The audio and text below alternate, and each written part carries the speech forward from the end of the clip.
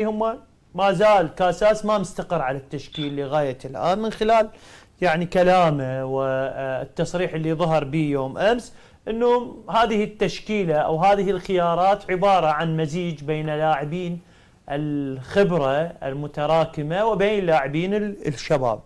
بوجهة نظر فنية، شنو رأيك بالقائمة اللي استدعاها لبطولة تايلاند الدولية؟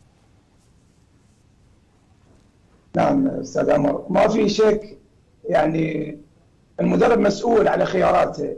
نعم. يعني القائمه من تطلع اكيد المدرب مسؤول عليها وبالاخير هو يتحمل المسؤوليه، هذا ما في شك فيه.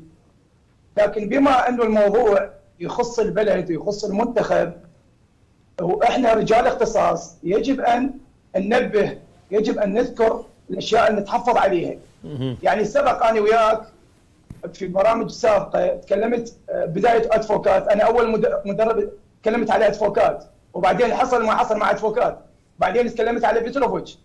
الان ايضا لكم ملاحظات على كاساس يجب ان نذكرها. انه هذا الرجل الى الان صار له فتره طويله هو يجرب، الى الان ما مستقر على مجموعه لاعبين. تعرف الان كابتن ثار عندك وواحد من المدربين الكبار، احدى مميزات المدرب المميز انه هو كيفيه اختيار اللاعب، طبعا نظرته للاعب. الان هذا المدرب بعد طول هاي الفتره يعني كل تجمع يختار لنا لاعبين، كل تجمع يختار لنا لاعبين، والان الوقت ده يمشي. الان احنا من تكلمنا على كاتانيتش وذكرنا انه كاتانيتش عنده مشاكل انه يدافع، واحنا نريد نلعب كره هجوميه، واحنا نريد الان بعد ما اجى كاساس احنا شنو اللي صار مع المنتخب؟ الان احنا نفس الشيء، احنا نلعب دفاع 10 لاعبين مدافعين ونلعب على المرتدات، تصير ولا ما تصير؟ شنو اللي تغير؟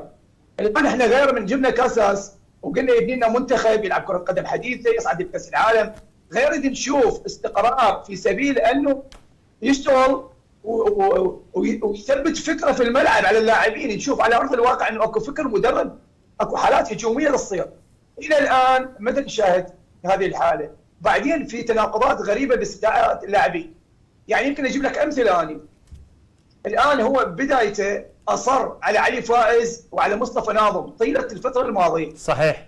انتقدوه كثير انتقدوه انه هذول اعمارهم كثيره، هذول ما يفوتوا في كاس العالم، وقال لا لاعبين مميزين واعتمد عليهم في كل المباريات كاس الخليج والتجمعات. انت الان بنتجي كل ما تتقرب على المنافسات على البطولات، بطوله رسميه، وتجي تبعدهم اثنينهم، هذه مشكله كبيره يا عزيزي.